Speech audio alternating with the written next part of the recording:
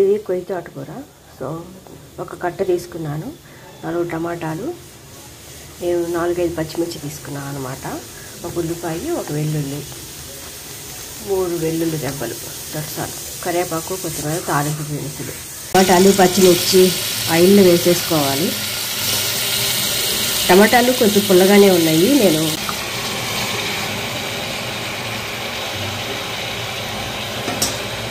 పసుపు, కొంచెం hot water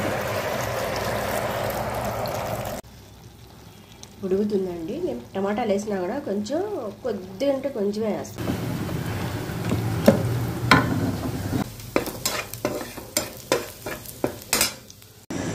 ఇవన్నీ మెత్తగా రుబ్బి పెట్టేసాను, తాలింపు పెట్టేసుకున్నాను. అలాగే ఈ కొయ్య తోటకూరని ఒకసారి చేసుకొని టేస్ట్ చేయండి, కామెంట్ పెట్టండి.